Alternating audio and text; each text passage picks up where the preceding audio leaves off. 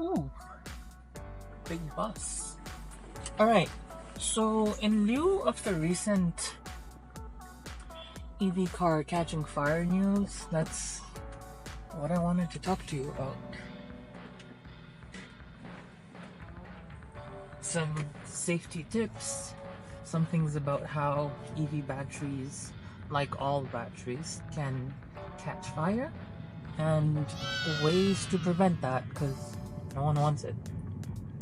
So, the thing about EV cars and their batteries are that it is just a big jumbo size battery.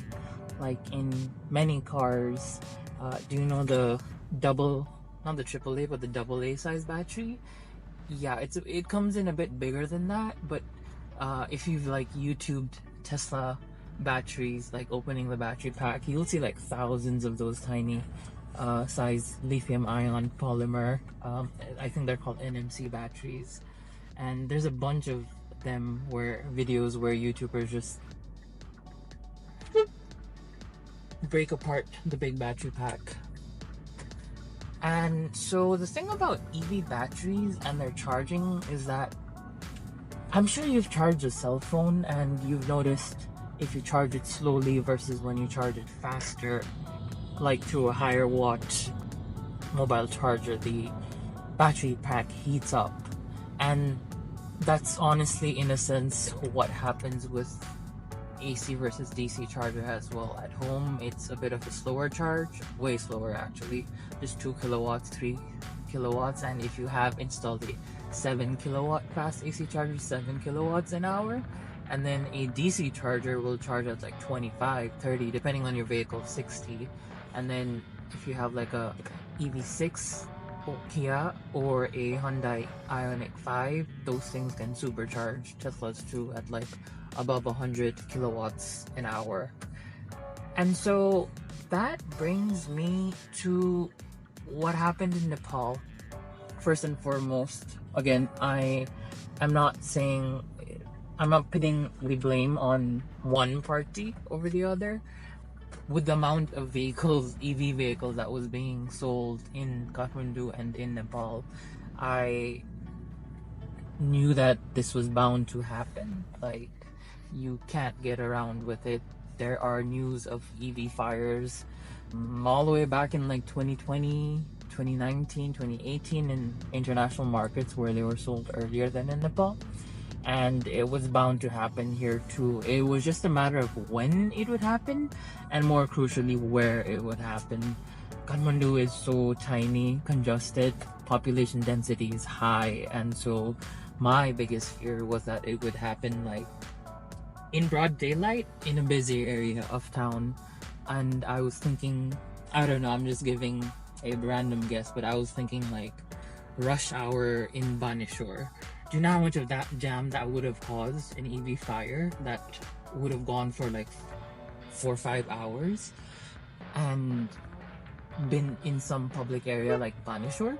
That would have been a nightmare in terms of traffic and mobility that day. But luckily, the silver lining, at least for me, is that it happened in an empty field on the outskirts of the valley. And so, like, I think it was around Buran area. And 2, it happened in the dead of night when there really isn't a lot of mobility. And I think that was just a blessing in disguise that I don't know if anyone has thought of, but I'm just very happy about that part. The EV fire itself though, I'm not too happy about that. So there's been a press release and there's been news coverage on it too, and it looks like the owner charged the car via a multi-plug and extension cord, which is a big no-no. My charger port setup at home is a single plug outlet just for this car because it will be taking 2 kilowatts an hour my charging speed for like 12-15 hours non-stop, which means it's bound to heat up. And so I am not gonna rely and trust on some extension cord, no matter how like rugged it is. And on top of that, these EV cars have to be there has to be an earthing wire in it. And so these are some of the things that you need to keep in mind. The heating component, because it's constantly soaking in 2 kilowatts. Like, you can plug in your kettle, it's also 2000 watts, 2 kilowatts, but the thing is, your kettle will pull in that electricity and turn off within like, what, 4 minutes? But an EV car will be pulling that for an overnight charge, which means constantly. And so wires are thin, they are bound to like heat up and short circuit if put under that load without that much of a sturdy setup put in place. And on top of that, when it's plugged out in a field through an extension cord, it's also winter. That's something I want to point out. And in winter, there's a lot of dew and frost condensation. Yeah, there's a lot of that happening. And so when you leave these extension cords out in the open in the dead of night, water vapor in the air will condense into the open sockets of these chargers. And again, you're leading to more susceptible reasons and probabilities for like a short circuit happening, which is unfortunately ultimately what happened to that MG car in charge. However, something I also want to point out was that I did somehow get my hands on one of the videos that was shot of the fire, and I'm not going to say I'm going to confidently tell you, because again, I have not looked at everything. I wasn't even at the scenario. I just found about all of this through different news avenues and the videos that had been posted. But just through my guess was that the vehicle did catch fire, like without a doubt. There was a blazing red flame. But the police reports that came out, the thing about EV fires is that it gets really, really hot. It's rare earth metals in the batteries, after all. Lithium, manganese, nickel, cobalt, things I've been talking about in my car review videos. And these really catch fire and they burn intense compared to like regular gasoline engine fires. And here's the thing about EV fires that actually scares me the most. They are not only intense, but they also reignite, because there's some sort of chain reaction that I don't really know properly. But even if the fire is put out, like doused off completely, and you're like, oh, okay, like once a gasoline car burns and there's enough water that it's back to normal, like it just burned up, it won't light again. EV fires though, yeah, it does. And there's been a case in some city in America where they were towing a doused out already EV fire, and the towing car itself caught fire because the EV battery again lit up while being towed to a service center. I think it was a Tesla. I don't know, I could be mistaken on this. And the police report that came out did not have this crucial information. I was like, did the fire relight itself? Forget about the intensity, because if it did, it means the big battery pack underneath caught on fire, safety systems failed. Again, these EV batteries are there, but they are put under a lot of testing and pressure testing and different scenarios where the manufacturer's gonna test it to the max before they like release it. And sure, accidents do happen. It's not accident proof completely, but it's made in the most secure way as possible, that it won't cause too much of damage. There's usually a lot of like disconnection happening, softwares that run even if the EV car is off, to make sure that the battery pack, the big battery pack, is not on fire if anything happens while the car is off or even on. And so again, back to the video, there was no report of like the car relighting, and so I think that's one silver lining. Two, yeah, there were sounds and videos of like the glass being cracked and everything, and that just happens in all cars. It's so hot inside these windshields and glasses, they can't stand that pressure and they just crack and break open. And the other fact is that people were trying to put it out.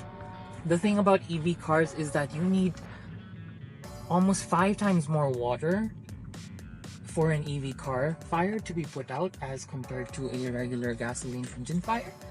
And it seems to me that the EV car fire was put out by the morning time, which means it did happen in okay-ish circumstances. Like, I think I forget which city. Again, this is America. This is where Teslas have like taken over since 2012.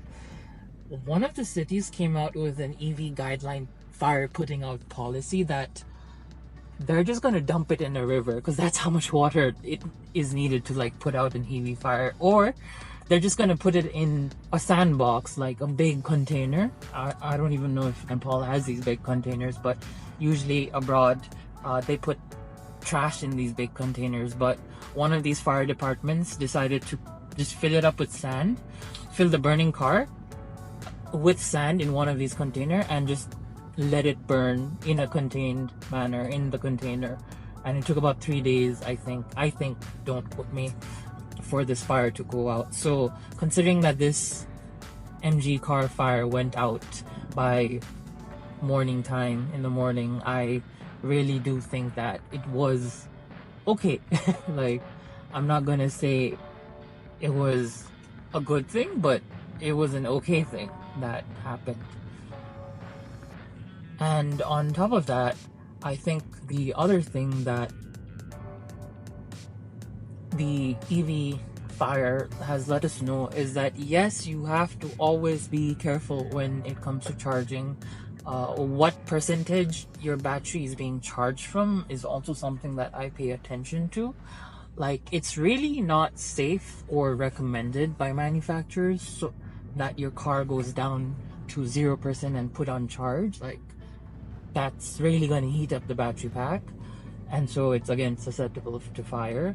But the thing is, we don't know these tiny bit of details. What was the air temperature, like how much had the car been driven, how long was the charger in for already, what was the humidity in the area, what about the dew and condensation I was talking about, was there a lot of frost dew already like in the area? That's usually what happens overnight in the winter.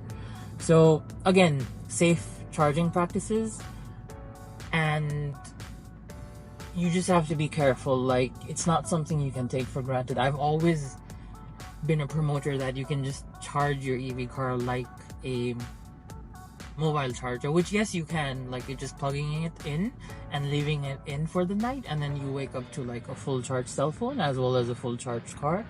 But the infrastructure, it has to be different. Like, it has to be a plug and outlet that can withstand higher amps.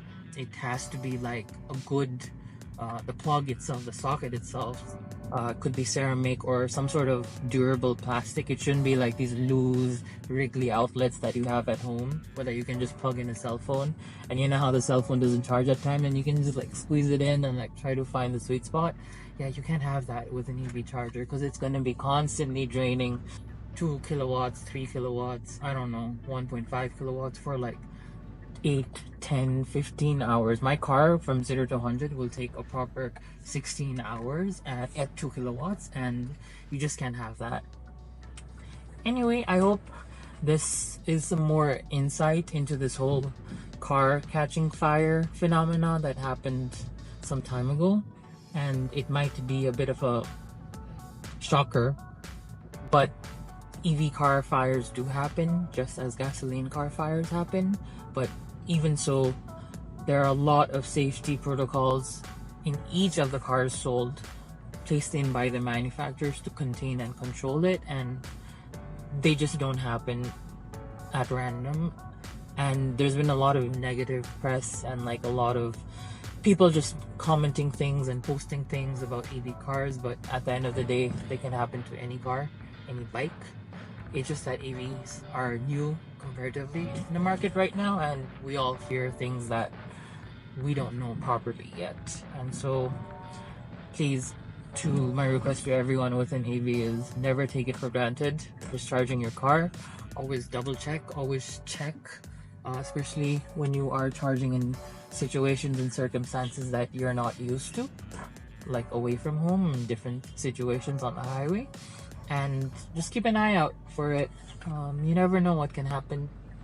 Anyway, if there's anything other that you want to talk about, you want me to cover on, just drop a comment, and maybe in another vlog.